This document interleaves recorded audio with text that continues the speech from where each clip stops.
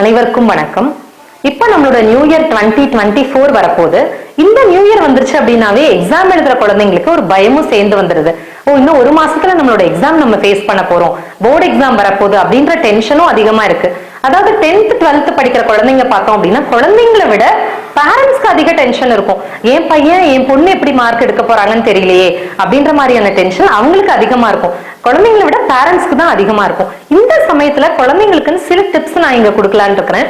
அதாவது முதல்ல குழந்தைங்க என்ன பண்ணிக்கணும் அப்படின்னா அவங்களோட ஹெல்த்தை பார்த்துக்கணும். நிறைய குழந்தைங்க நிறைய ஸ்கூல்ஸ்க்கு போறப்ப நம்ம கேட்டோம் அப்படின்னா நாங்க பிரேக்ஃபாஸ்டே சாப்பிட்றது இல்லை அப்படின்னு சொல்றாங்க. இது ரொம்ப ரொம்ப தவறான ஒரு செயல். ஏன்னா பிரேக்ஃபாஸ்ட் அப்படின்னும் போது நம்ம நைட்டு ஃபுல்லா அந்த ஒரு 8 hours நம்ம தூங்குறோம் இல்லையா, அந்த ஃபாஸ்டிங் அப்படின்னு சொல்றோம். ஸோ அந்த நேரத்தை நம்ம முடிக்கிறதுக்கு பிரேக்ஃபாஸ்ட் அப்படின்றது ரொம்ப ரொம்ப முக்கியம். பிரேக்ஃபாஸ்ட் அப்படின்னா ஹெவியா தான் சாப்பிடணுமா அப்படின்னு கிடையாது. ஏதாவது சின்னதா டிஃபன் சாப்பிட்டுக்கலாம், ஏதாவது பழச்சாறு ஜூஸ் மாதிரி இல்ல ஏதோ சம்திங் அந்த குழந்தைங்க காலையில ஃபுட்டை மறக்காம எடுத்துக்கணும். ஏன்னா காலையில ஃபுட் எடுத்துக்கிறது மூலமா தான் அவங்களோட பிரெயின் நல்ல வேலை செய்ய முடியும், உடம்பும் ஆக்டிவா இருக்கும். அவங்களோட மூளையோட செயல்திறன் பார்த்தோம் அப்படின்னா அந்த ஃபுட் இல்லாம போனாங்க அப்படின்னா அவங்களால ஆக்டிவா எக்ஸாம் எழுத முடியாது. ஸோ முதல் விஷயம் கண்டிப்பா பிரேக்ஃபாஸ்ட்டை ஸ்கிப் பண்ணாம சாப்பிட்டுட்டு போகணும். இன்னொன்னு, எக்ஸாம் அப்போ ரொம்ப பதட்டமா ரொம்ப படபடப்பா முத நாள் நைட் 2 மணி வரைக்கும் படிக்கிறது, 3 மணி வரைக்கும் படிக்கிறது, இல்லைன்னா காலையில 4 மணிக்கு எந்திரிச்சு படிக்கிறது, இல்ல நைட்டு தூங்காம படிக்கிறது, இதெல்லாம் ரொம்ப ரொம்ப தப்பு. இப்ப மறுநாள் எக்ஸாம் இருக்கு அப்படின்னா முத நாள் தூங்காம படிக்கிறதுனால மட்டும் மார்க் எடுத்துட முடியுமா அப்படின்னா நிச்சயமா கிடையாது. அந்த ஒரு வருஷம் எவ்வளவு தூரம் நம்ம ஹார்ட் ஒர்க் பண்ணிருக்கோமோ அந்த ஹார்ட் ஒர்க்கை தான் நம்ம முத நாள் ரிவிஷன் தான் பண்ணி பார்க்கணும். அதனால குழந்தைங்க என்ன பண்ணணும் அப்படின்னா இது வரைக்கும் என்ன படிச்சிருக்கீங்களோ அதை நீங்க என்ன பண்ணுங்க அப்படின்னா கடைசி உங்களுக்கு கிடைக்கிற அந்த ஸ்டடி ஹாலிடேல அதை வெறும் ரீகால் பண்ணுங்க. அந்த ரீகால் பண்றதுக்காக தான் உங்களுக்கு அந்த ஸ்டடி லீவ். நிறைய குழந்தைங்க என்ன நினைச்சுக்கிறாங்கன்னா ஸ்டடி லீவ்ல படிச்சுக்கலாம், இன்னும் ஒரு மாசம் இருக்குல்ல, எப்படி ஒரு வாரம் ஸ்டடி லீவ் வருதுல அப்ப படிச்சுக்கலாம் அப்படின்னு அவங்களே அந்த பேர்டனை சேர்த்துக்கிறாங்க. சோ இது என்ன ஆகும் அப்படின்னா கடைசி சமயத்துல டென்ஷன் ஆகும், அந்த தூக்கம் இல்லாம இருக்கிறதுனால அவங்களால மார்னிங் எக்ஸாம் எழுதுறப்போ தூக்கம் வரும், இல்லைன்னா ட்ரௌசியா இருக்கும், அவங்களால ஆக்டிவா யோசிச்சு கூட ஒரு விஷயத்த தெரிஞ்ச விஷயத்த கூட அவங்களால எழுத முடியாது. மூணாவது விஷயம் என்ன அப்படின்னு பார்த்தோம்னா ஃபுட் எடுத்துக்கணும், நல்லா உடம்பு நல்லா வச்சுக்கணும். இதெல்லாம் தாண்டி நம்மளோட மூளை சுறுசுறுப்பா இருக்கணும்னா என்ன பண்றது? எனக்கு கை வலி வருது அப்படின்னா கைக்குன்னு சில எக்ஸசைஸ் பண்றேன், எனக்கு கால் வலி வருது அதுக்கு எக்ஸசைஸ் பண்றேன், நிறைய எக்ஸசைஸ் நான் பண்றேன். இப்ப ஐ எக்ஸசைஸ் கூட நிறைய குழந்தைங்க பண்ண ஆரம்பிச்சிட்டாங்க. ஆனா மூளைக்கு எக்ஸசைஸ் பண்றோமா அப்படின்னா நிச்சயமா இல்ல. மூளைக்கு யாராவது எக்ஸசைஸ் பண்ண முடியுமா அப்படின்னா நிறைய எக்ஸசைஸ் இருக்கு. ஆனா இப்ப இருக்கிற குழந்தைங்க அதை தெரிஞ்சுக்கணும். சோ மொபைல்ல என்னென்னமோ விஷயம் போட்டு சர்ச் பண்ணுவாங்க, கூகுள்ல சர்ச் பண்ணுவாங்க. சோ அதை சர்ச் பண்றப்போ பிரெயின் எக்ஸசைஸ் அப்படின்னு அவங்க போட்டு சர்ச் பண்ணாங்க அப்படின்னா நிறைய குட்டி குட்டி எக்ஸசைஸ் வருது. அந்த பிரெயின் எக்ஸசைஸ் பண்றது மூலமா குழந்தைங்க அவங்களோட மூளையை கொஞ்சம் ஆக்டிவா வச்சுக்க முடியும். இப்போ செஸ் அப்படின்னு சொல்றோம் இல்லையா, செஸ் பார்த்தோம் அப்படின்னு சொன்னா நம்ம மூளைக்கு நல்ல வேலை கொடுக்குற ஒரு கேமா தான் இருக்கு. அப்ப குழந்தைங்க படிக்கும் போது நடுவில் கொஞ்ச நேரம் ஒரு பிரேக் எடுத்துக்கிட்டாங்க அப்படின்னா பேரண்ட்ஸோட உட்காந்து கொஞ்சம் செஸ் விளையாடலாம். சோ அவங்க கொஞ்சம் டைவர்ட் ஆறதுக்கு கொஞ்ச நேரம் செஸ் விளையாடலாம், கொஞ்ச நேரம் பிரெயின் கேம்ஸ் ஏதாவது வீட்டுல இருந்ததுன்னா, ஏன்னா இப்ப நிறைய கேம்ஸ் கிடைக்குது, அதுல பிரெயின் கேம்ஸ் அப்படின்னு பார்த்தோம்னா நிறைய விஷயங்கள் இருக்கு. சோ அந்த மாதிரி இதெல்லாம் வாங்கி வச்சுட்டு ஒரு 1 hour படிச்சோம் அப்படின்னா ஒரு 15 minutes ஒரு பிரேக் கொடுக்கலாம். இந்த பிரேக் இல்லாம படிக்கிறது மூலமா என்ன ஆகும் அப்படின்னா அவங்க படிச்ச விஷயங்களை அவங்களால ப்ராப்பரா ரீகால் பண்ண முடியாது. ஒரு 3 மணி நேரம் ஒரு குழந்தை படிச்சிருக்கு அப்படின்னா 3 மணி நேரம் கண்டினியூஸா படிச்சதெல்லாம் நம்மளோட மூளையில சேவ் ஆகுமா அப்படின்னா நிச்சயமா அப்படி கண்டினியூஸா படிக்கிறது சேவ் ஆகாது. அப்ப அந்த மூளைக்கு கொஞ்சம் கொஞ்சம் ரெஸ்ட் நம்ம கொடுத்துதான் நம்ம அதை வேலை பண்ண வைக்கணும். நம்மளுக்கு பொதுவாகவே தெரியும் long term memory, short term மெமரின்னு 2 விஷயங்கள் இருக்கு. அதாவது சின்ன வயசுல இருந்து நம்ம பேசுற நம்ம லாங்குவேஜ் இப்ப நம்ம பேசுறோம் அப்படின்னா டெய்லி நம்ம கத்துக்கிறது இல்லை இல்லையா, அது எங்கேயும் நம்ம மூளையில சேவா இருக்கும். நம்மளோட ரிலேட்டிவ்ஸோட பேரு, நம்ம வீடை சுத்தி இருக்கிற அந்த என்விரான்மெண்ட், சோ இதெல்லாம் லாங் டேர்ம் மெமரியில இருக்கும். இப்ப நம்ம நடக்க கத்துக்கிட்டோம், நம்ம வண்டி ஓட்ட கத்துக்கிட்டோம், ஏதோ ஒரு விஷயம் கத்துக்கிட்டோம் அப்படின்னா அது லாங் டேர்ம் மெமரி. சோ கடைசி வரைக்கும் அந்த ஆக்டிவிட்டி எனக்கு மறக்காது. ஷார்ட் டேர்ம் மெமரி அப்படின்னா இன்னைக்கு நான் என்ன படிக்கிறேன், நாளைக்கு நான் என்ன படிக்கிறேன், சோ இதெல்லாம் ஷார்ட் டேர்ம் மெமரியில தான் சேவ் ஆகும். இப்ப குழந்தைங்க என்ன பண்ணணும் அப்படின்னா இதை லாங் லாஸ்டிங்கா கொண்டு வரணும் அப்படின்னா அவங்களோட பிரெயினை ஆக்டிவேட் பண்ணணும். சோ நிறைய பசங்க சொல்லுவாங்க நான் ஹார்ட் ஒர்க் பண்றேன், நிறைய உட்காந்து படிக்கிறேன், ஆனா எனக்கு மார்க் வரமாட்டேங்குது அப்படின்னு சொல்றாங்க.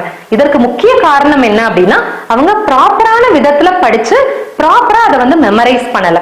சோ மெமரைஸ் பண்றதுக்கு நிறைய டெக்னிக்ஸ் இருக்கு. எப்படி இப்ப சோஷியல் அப்படின்னா அது எப்படி படிக்கணும் அப்படின்றது சில டெக்னிக்ஸ் இருக்கு. சயின்ஸ் இருக்கு, அதோட எக்ஸ்பெரிமெண்ட்ஸ் எப்படி படிக்கணும் அப்படின்னா அதுக்கு சில டெக்னிக்ஸ் இருக்கு. மேத்ஸ் ஃபார்முலாவை எப்படி ஞாபகம் வச்சுக்கணும் அப்படின்னா அதுக்கு டெக்னிக்ஸ் இருக்கு. ஸோ இதெல்லாம் அவங்க தெரிஞ்சுக்காம சும்மா வேகா உட்காந்து மணிக்கணக்கா உட்காந்து படிக்கிறதுனால மட்டும் மார்க் எடுக்க முடியுமா அப்படின்னா நிச்சயமா முடியாது. கொஞ்ச நேரம் படிச்சாலும் எப்படி எஃபெக்டிவா படிக்கணும் அப்படின்றத நம்ம யோசிக்கணும். சார் நான் குழந்தைங்களுக்கு கொடுக்குற சின்ன சின்ன டிப்ஸ் என்ன அப்படின்னா, இப்ப மேத்ஸ் ஃபார்முலா மறக்கிற குழந்தைங்களுக்கு, இப்ப மேத்ஸே எனக்கு பயம், மேத்ஸே எனக்கு கஷ்டம் அப்படின்னு சொல்ற குழந்தைங்களுக்கு நான் என்ன பண்ணுவேன் அப்படின்னா, வீட்டுல சும்மா நார்மலா ஒரு ஒயிட் சார்ட் எடுத்துட்டு கலர் கலரா மார்க்கர் பென்னோ இல்ல ஸ்கெட்ச் பென்னோ யூஸ் பண்ணி ஃபார்முலாவை எழுதி பெர்மனண்டா நீங்க ஒட்டி வச்சிருங்க.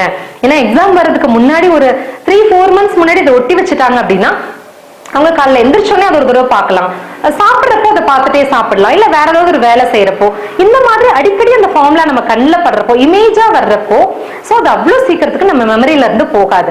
ஸோ நான் புக் எடுத்து அந்த பேஜ் எடுத்து படிக்கிறதுக்கு பதிலாக என் கண்ணில் படுற மாதிரியான அந்த ஃபார்முலாஸை எழுதி ஒட்டி வச்சுக்கலாம். அதே மாதிரிதான் சோசியல்ல பார்த்தோம் அப்படின்னா நிறைய வருஷங்கள் வரும். ஹிஸ்டரியில பார்த்தோம் அப்படின்னா நிறைய இயர்ஸ் குழந்தைங்க படிக்க வேண்டியதா இருக்கும். ஸோ அதுக்கு கூட அந்த இயர்ஸ் பிளஸ் என்ன விஷயம் இருக்கு, இப்ப பிரெஞ்சு ரெவல்யூஷன் அப்படின்னா அதோட வருஷம், ஸோ அந்த மாதிரி எழுதி வச்சு அவங்க பார்த்துட்டே இருக்கிறது மூலமா நிச்சயமாக அவங்களால இன்னும் ரிசல்ட்ஸை பெட்டரா கொடுக்க முடியும்.